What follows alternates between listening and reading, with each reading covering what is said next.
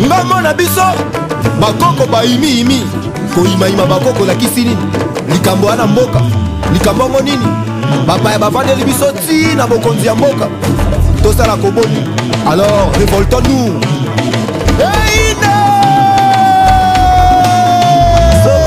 eina nango moto ebela nango makila etanga nango mpona etumba ya mboka balobi elu ezwa eboma ye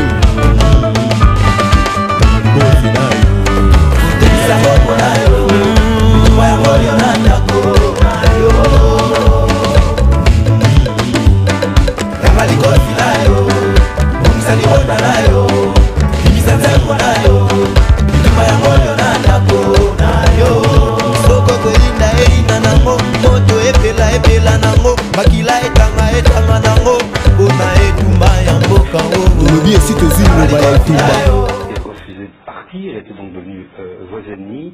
Il y a eu certaines paroles de vos proches ou de votre entourage qui ont pu être considérées comme un encouragement à la chasse aux Tutsis, une chasse qui a réellement eu lieu à Kinshasa, et dans laquelle les habitants ont pris un rôle important. Ils se sont défendus, mais on a vu des scènes, des actes qui étaient proches d'actes de barbarie, des lynchages, apparemment à la fois sur des civils Tutsis, des militaires Tutsis, un petit peu confondus. C'est des images qui ont très fort frappé l'opinion publique ici, et on n'a pas eu le sentiment que vous, à ce moment-là, on n'a pas eu le sentiment que vous vous êtes interposé. On a eu l'impression que vous avez laissé faire. Comment est-ce que vous réagissez par rapport à ça? Écoutez, nous sommes habitués au montage, à la calomnie, au mensonge contre la République depuis que nous avons pris le pouvoir. Nous sommes très habitués à cela. Personne n'allait interdire à la population de Kinshasa de se défendre contre les Tutsis qu'ils connaissent bien. Ils les ont vus à l'heure. Tuant pour arracher les voitures, tuant pour occuper des villas, tuant pour violer les femmes et arracher les filles, tuant pour piller les banques. Ils pourraient faire le tri entre les civils et les militaires? Mais lorsque les civils Tutsis, certains de ces civils Tutsis, avaient pris les armes de ne parler à leurs frères militaires et tiré sur leurs voisins, les voisins quand même ne sont pas aveugles, ils les voyaient. Et les voisins, donc les Congolais, n'étaient pas armés. Qu'est-ce qu'ils devaient faire? Il fallait qu'ils se défendent avec le moyen de bord. Ils l'ont fait. C'est leur droit. Messieurs, je vais dire avec force, c'est leur droit de se défendre contre ces assassins. Oui, comment est-ce que vous réagissez, vous, aux plaintes contre vous et votre entourage? Vous avez entendu ça? Mais ça, c'est plainte pour incitation au meurtre. Comment est-ce que vous réagissez, vous, sur le plan personnel? Je n'ai incité personne au meurtre. Quel meurtre? Vous venez dans un pays d'autrui, tuer les citoyens de ce pays, et vous dites, quand ils se défendent, ils commettent un meurtre. C'est un meurtre, ça. Pourquoi, lorsque l'armée rwandaise était présente à Kinshasa avec votre accord, puisque vous étiez alliés, Si. vous n'avez pas dénoncé les pillages, les meurtres que vous dites, dont vous venez de parler à l'instant? Et pourquoi sont-ils partis, si je ne l'avais pas fait? Mais ça a duré un an. Et ça a duré un an, nous étions des alliés. Et quand il y a des contradictions, on les traite entre alliés. On ne les traite pas devant les places publiques. Vous avez fait partie parce qu'ils se comportent mal, à votre avis? Parce que d'abord, ils ont massacré des gens sans que le gouvernement congolais sache à Bandaka et à partir de Kisangani. Deuxièmement, parce qu'ils se conduisaient en pays conquis, tuant, pillant, je viens de le dire, et puis ils se sont même immiscés dans la politique intérieure de notre pays. Est-ce que ça n'est pas relativement normal dans la mesure où vous avez fait appel à eux pour arriver au pouvoir? Ils ont demandé quelque chose en échange. Ou vous y attendiez? Messieurs, notre alliance était une alliance d'intérêt.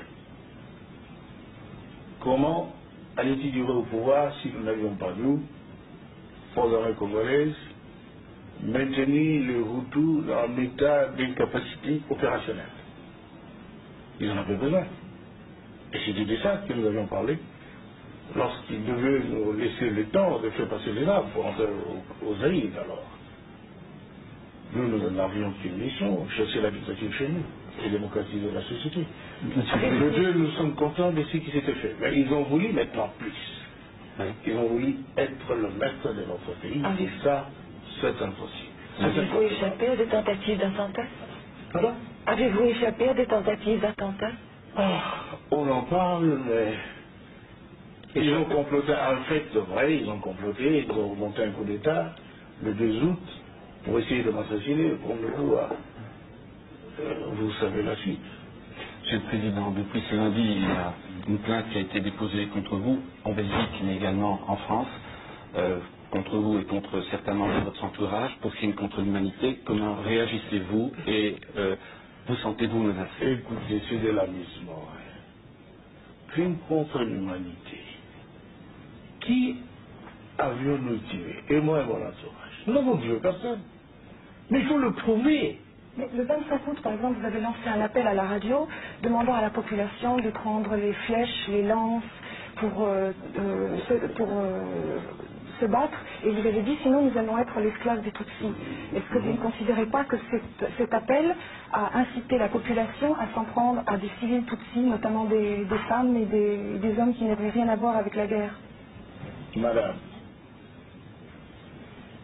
je ne suis pas forcé de vous dire qu'il ne faut pas croire que notre peuple est si naïf pour laisser les esclavagistes venir l'égorger, les soumettre à des exactions que notre peuple connaît tellement, parce que voisin des Tutsis et des Hutus.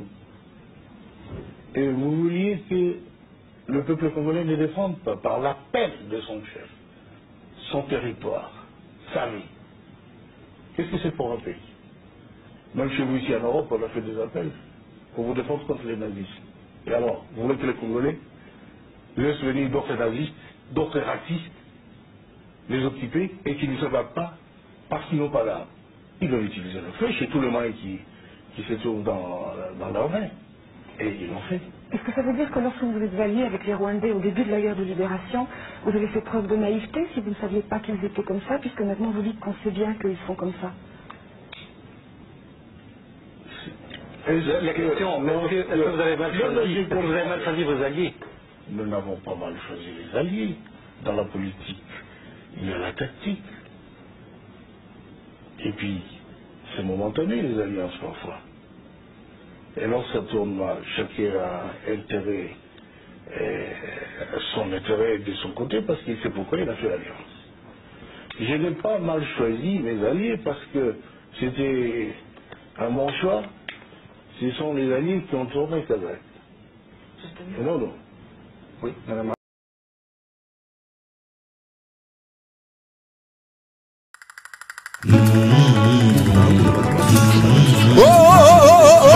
Ngamo na biso bakoko baimi koyimayima bakoko lakisi nini likambo wana mboka likambo yango nini bapaya bavandeli biso ti na bokonzi ya mboka tosala koboni.